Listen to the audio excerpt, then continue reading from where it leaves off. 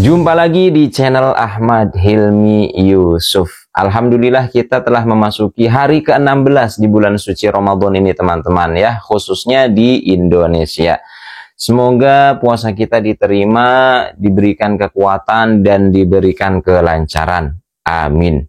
Oke teman-teman, saya menemukan satu video yang mana di video tersebut ada seorang turis asal Amerika yang sedang holiday ke negara tetangga kita, sebut saja Malaysia ya.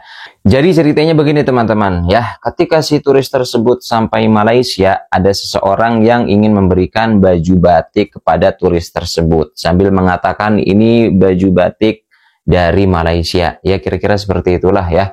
Diterimalah oleh si turis tersebut. Tapi nampaknya si turis ini kepo. Apa iya nih batik dari Malaysia gitu? Searching dong ya. Batik dari mana ya, kira-kira seperti itulah gitu. Muncullah hasilnya ting yang menyatakan bahwa batik dari Indonesia. Hingga akhirnya turis tersebut ya terkejut sambil mesem gitu. Apa ya, mesem bisa diartikan senyumlah gitu. Sebenarnya ini video sudah lama ya, sejak tahun lalu, tapi nanti ada tambahannya lagi teman-teman. Berarti selain seni apalagi yang diklaim? Budaya, makanan seperti rendang ya, kemudian pulau seperti Pulau Ligitan dan Sipadan, dan perairannya contohnya Pulau Ambalat. Pertanyaannya, bagaimana dengan sejarah Indonesia? Sepertinya kita harus menyimak video yang satu ini teman-teman. Silahkan.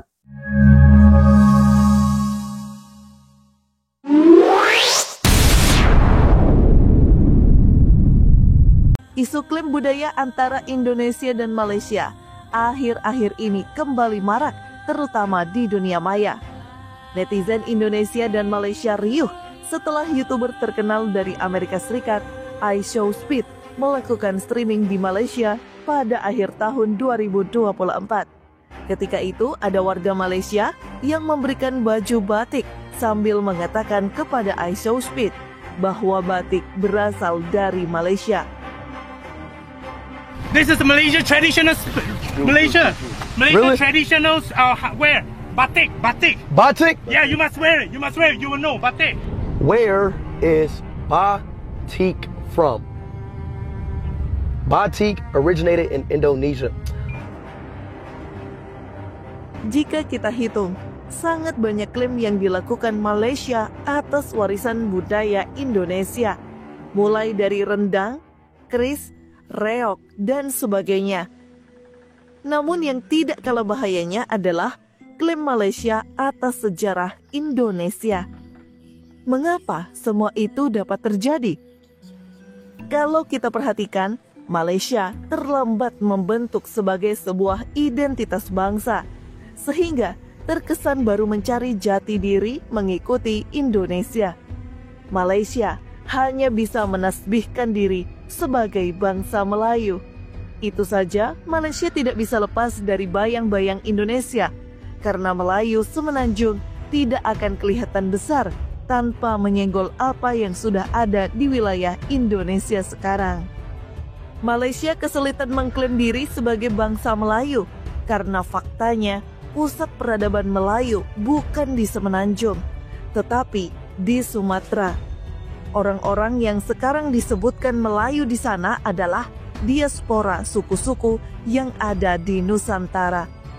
Suka atau tidak suka, 50% lebih orang Malaysia adalah keturunan Indonesia dan mereka membawa budaya itu ke sana. Sebagai contoh, terbentuknya Negeri Sembilan di Semenanjung Malaya tidak lepas dari peran perantau Minangkabau yang berniaga di wilayah tersebut dan menjadikan suatu pemukiman pada masa kejayaan Kesultanan Melaka. Kesultanan Melaka sendiri didirikan oleh para prameswara yang berasal dari Palembang. Kesultanan Malaka yang dibanggakan oleh banyak pihak di Malaysia sebenarnya memiliki hutang budi besar pada orang Jawa dan Aceh. Saat Malaka dikuasai oleh Portugis pada tahun 1511, Kesultanan Aceh dan Demak membantu kerajaan Malaka untuk lepas dari penjajahan Portugis. Untuk menutupi hegemoni sejarah Indonesia dan menunjukkan bahwa Melayu itu besar, beberapa akademisi Malaysia menciptakan konsep alam Melayu atau konsep Mahawangsa Melayu. Belakangan, konsep ini diketahui sebagai alat propaganda yang menggiring logika bahwa Semenanjung merupakan pusat peradaban Melayu. Konsep Mahawangsa yang saya gempitakan di sana sini. Konsep Melayu Mahawangsa maknanya konsep Melayu bangsa besar. Bersinergi dengan 200 juta lebih umat Melayu di Indonesia, di Brunei, di Cambodia, di Thailand, di Filipina, kita akan dapat mengangkat semula konsep Melayu Mahawangsa. Hal itu membuat masyarakat Indonesia menganggap konsep alam Melayu sebagai dongeng atau ilusi semata. Dengan menggunakan konsep Mahawangsa Melayu, akademisi Malaysia memasukkan semua peninggalan sejarah Indonesia seperti Gunung Padang, lukisan gua kuno di Sulawesi, Kerajaan Sriwijaya, sampai Candi Borobudur sebagai hasil peradaban alam Melayu. Saat Presiden Jokowi memilih Nusantara sebagai nama untuk ibu kota baru, netizen Malaysia merespon dengan nada protes. Itu terjadi karena pengertian Nusantara versi negeri jiran ternyata berbeda. Dalam Kamus Dewan Melayu Malaysia, istilah Nusantara bermakna Kepulauan Melayu. Dari segi cakupan wilayah, sebenarnya makna Nusantara antara Indonesia dan Malaysia tidak jauh berbeda. Namun istilah Nusantara bermakna Kepulauan Melayu itu yang menjadikan rancu, apalagi di benak warga negara Malaysia. Kata Melayu seolah-olah berpusat di Malaysia. Padahal, kata Nusantara pertama kali digunakan oleh Patih Gajah Mada dalam sumpahnya untuk menyatukan seluruh wilayah taklukan Kerajaan Majapahit yang dikenal dengan Sumpah Palapa. Pusat Nusantara kala itu berada di Majapahit dan ibu kota Majapahit berada di Indonesia, bukan Malaysia. Apabila dikatakan dahulu di Nusantara belum ada batasan antara Indonesia-Malaysia, tapi kenyataannya asal budaya dan pusat peradaban itu sekarang masuk teritorial wilayah Indonesia. Mungkinkah Malaysia mengalami krisis identitas jati diri bangsa? Krisis identitas jati diri bangsa itu tampak dengan adanya upaya propaganda Malaysia untuk mendominasi sejarah dan budaya Melayu. Hegemoni Malaysia atas Melayu juga dilakukan dengan mendoktrin superioritas etnis Melayu, dengan memunculkan konsep alam Melayu yang mengadopsi konsep Austronesia menjadi semua suku-suku di Nusantara adalah Melayu. Pada awalnya, Malaysia mengungkapkan bahwa konsep alam Melayu tidak ada sangkut pautnya dengan suatu negara di Nusantara. Namun, di sisi lain, Malaysia berusaha mengklaim diri sebagai bangsa dan negara Melayu. Sikap hipokrit ini yang menjadikan konsep alam Melayu seperti benang kusut dan rekayasa Malaysia saja. Sejumlah fakta menggugurkan konsep alam Melayu tersebut. Malaysia sebagian besar Melayu, tetapi pusat peradaban Melayu bukan di sana. Jumlah populasi dan sebaran wilayah Melayu sebagian besar ada di Indonesia. Semakin Malaysia menarik sejarah Melayu ke belakang, maka sejarah Melayu di Nusantara akan kembali ke Pulau Sumatera, Pulau Jawa dan Pulau Kalimantan yang sejak zaman es, wilayah itulah yang merupakan wilayah pesisir. Selain letak geografis yang mendukung, wilayah itu juga mempunyai bukti sejarah yang valid dengan adanya berbagai situs kuno, artefak maupun prasasti. Bahkan, jika sejarah ditarik jauh ke belakang lagi, ada teori asal etnis Melayu juga berasal dari Homo soloensis dan Homo wajakensis yang berasal dari Pulau Jawa. Selain itu, kebudayaan Jawa, Sunda, dan suku-suku lain di Nusantara mempunyai sejarah tersendiri yang lebih awal dari sejarah Melayu. Teori alam Melayu hanya propaganda dan ilusi yang tidak bisa dibuktikan oleh fakta sejarah.